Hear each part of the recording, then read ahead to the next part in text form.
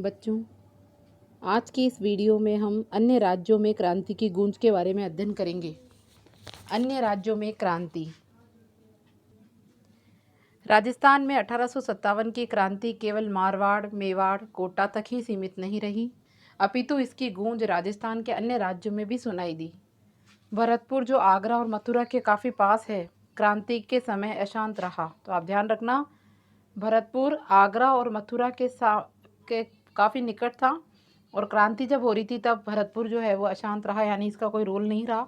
मथुरा में विद्रोह हो जाने के बाद भरतपुर शहर में उत्तेजना फैल गई। मथुरा में विद्रोह होने के बाद भरतपुर शहर में उत्तेजना फैल गई और भरतपुर की सेना ने भी क्रांति का बिगुल बजा दिया।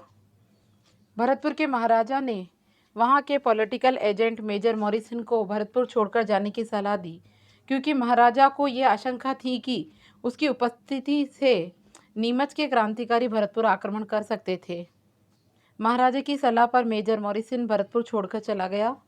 क्रांति की अवधि में भरतपुर रियासत की स्थिति बड़ी विषम थी। क्रांतिकारी सैनिकों की अनेक टुकड़ियां भरतपुर की सीमा से होकर गुजरी। भरतपुर की गुर्जर व मेवाती जनता क्रांति में पीछे नहीं रही, उन्होंने खुलकर क्रांति में भाग लिया। जब पड़ोसी आगरा जिले में अंग्रेजों की शक्ति वहां के लाल किले की 4 दीवारी तक सीमित रह गई, तो भरतपुर की जनता के मन में यह विश्वास भर गया कि अब भारत में ब्रिटिश सत्ता समाप्त होने जा रही है। ठीक है, जब पड़ोसी आगरा जिले में अंग्रेजों की शक्ति, वहाँ के लाल किले, आगरा में जो लाल किला है वहाँ पर अंग्रेजों की शक्ति वहीं तक ही रह गई थी, तब भरतपुर की जनता में विश्वास आ गया कि ब्रिटिश सत्ता समाप्त होने जा रही है। अलवर में भी दिल्ली के कुछ क्रांतिकारियों के आ जाने के कारण क्रांतिकारी गतिविधियां पनपने लगी थी। अलवर रियासत के गांवों के गुर्जरों ने अपने पड़ोसी राज्य भरतपुर की भ्रांति ब्रिटिश विरोधी भावना का खुलकर प्रदर्शन किया। उन्होंने अपनी क्रांतिकारी गतिविधियों से शासकों को काफ़ी परेशान किया। धौलपुर रियासत में भी गंभीर उपद्रव हुए और अक्टूबर 1857 ईस्वी का प्रारंभ में ग्वालियर और इंदौर के क्रांतिकारियों की संयुक्त सेना धौलपुर में प्रविष्ट हो गई।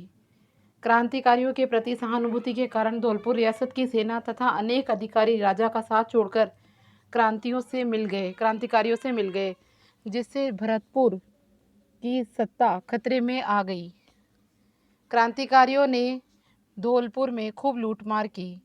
उन्होंने वहां के राजा को घेरकर जान से मारने की धमकी दी। विवश होकर राजा को क्रांतिकारियों की मांगें स्वीकार करनी पड़ी और धौलपुर में इन क्रांतिकारियों ने राव रामचंद्र और हीरालाल के नेतृत्व में राजा की अधिकांश तोपों पर अपना अधिकार कर लिया। उनकी सहायता से आगरा पर आक्रमण किया गया। ये स्थिति तब तक बनी रही जब तक कि दिसंबर में पटियाला के शासक द्वारा भेजी गई सेना की सहायता से धौलपुर में व्यवस्था स्थापित नहीं हो गई। जयपुर में महाराजा को उनके एक पदाधिकारी शिव सिंह ने यह सलाह दी कि वे अंग्रेजों तथा मुगल बादशाह बहादुर शाह दोनों से मित्रतापूर्ण संबंध बनाए रखे, किंतु उनके प्राइवेट सेक्रेटरी पंडित शिवदीन ने महाराज पर अंग्रेजों के साथ अंग्रेजों का साथ देने के लिए जोर डाला। जयपुर में नवाब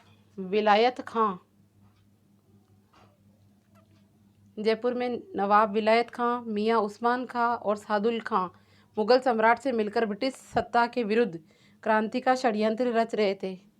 मुगल सम्राट के साथ किए गए इनके पत्र व्यवहार की जानकारी महाराज को मालूम हो गई, अतः उन्होंने सादुल खां को जो है वो राज्य से निकाल दिया और शेष दोनों को बंदी बनाकर जेल में डाल दिया। टोंक में भी नवाब की सेना ने मीर आलम खां के नेतृत्व में विरोध कर दिया। ठीक है, टोंक का नवाब अंग्रेजों के साथ था, मगर नवाब की सेना ने नीमच के क्रांतिकारियों को टोंक आने के लिए आमंत्रित किया और उनकी सहायता से नवाब के किले को घेर लिया। नवाब ने सैनिकों को डराने धमकाने का भरपूर प्रयास किया, किंतु वो सफल नहीं हो पाया। इसके बाद आता है आपका सलुम्बर और कोठारिया का योगदान। सलुम्बर और कोठारिया का क्या योगदान है, आइए देखिए। आउवा के ठाकुर कुशाल सिंह से प्रेरणा लेकर मेवाड़ के दोनों प्रमुख सामंतों और सलुम्बर के रावत केसरी सिंह और कोठारिया के रावत जोत सिंह का 1857 ईस्वी के स्वतंत्रता संग्राम में अपूर्व योगदान रहा है। ये सही है कि मारवाड़ के सामंतों की भांति मेवाड़ के सामंतों ने खुलकर क्रांति में भाग नहीं लिया, किंतु अंग्रेजों का विरोध करने वाले क्रांतिकारी नेताओं तथा ब्रिटिश सत्ता के विरोधी जागीरदारों को सलूम्बुर और कोठारिया के रावतों ने अपने यहाँ शरण दी। उन्होंने क्रांतिकारियों के परिवारों को भी आश्रय दिया। सलूम्बुर के रावत केसरी सिंह ने आसपास के जागीरदारों को साथ लेकर आउवा के ठाकुर के स्वतंत्रता यज्ञ में भरपूर सहायता की। उदयपुर के महाराणा ने कंपनी सरकार के साथ जो संधि की, केसरी सिंह ने उसका खुलकर विरोध किया। एजीजी लॉरेंस ने केसरी सिंह की ब्रिटिश गतिविधियों को देखकर महाराणा का उदयपुर आने पर दबाव डाला कि वे उसके विरुद्ध कार्रवाई करें, किंतु महाराणा उसके विरुद्ध कार्रवाई करने का साहस नहीं जुटा सके। अंग्रेजों द्वारा आउवा गांव को तहस नहस कर दिया गया और आउवा के ठाकुर खुशहाल सिंह और निरीह अवस्था में इधर उधर भटक रहे थे। तब कोठारिया के रावत जोत सिंह ने उनको गले लगाया। कोठारिया में पेशवा नाना साहब उनके परिवार को शरण दी। तब इस प्रकार सुख सुविधा उपलब्ध कराई सभी प्रकार की। इस प्रकार ब्रिटिश सत्ता का विरोध कर वे भावी परिणामों की चिंता न कर सलूम्बुर और कोठारिया के रावतों ने अपूर्व त्याग और साहस का परिचय दिया। अगस्त 1858 ईस्वी तक समस्त भारत में विद्रोह कुचल दिया गया। नवंबर 1858 तक ईस्ट इंडिया कंपनी ने भारत का शासन ब्रिटिश ताज को सौंप दिया। ब्रिटेन की महारानी विक्टोरिया की ओर से भारत के सभी नरेशों के अधिकारों व विशेष अधिकारों को सुरक्षित रखने का आश्वासन दिया गया। उदयपुर महाराणा ने इनका स्वागत किया और अंग्रेजों के सम्मान में भव्य दावत दी। यद्यपि राजस्थान में प्रथम स्वतंत्रता संग्राम असफल रहा, परंतु विप्लव के बाद राजस्थान के परंपरागत ढांचे का स्वरूप बदल गया।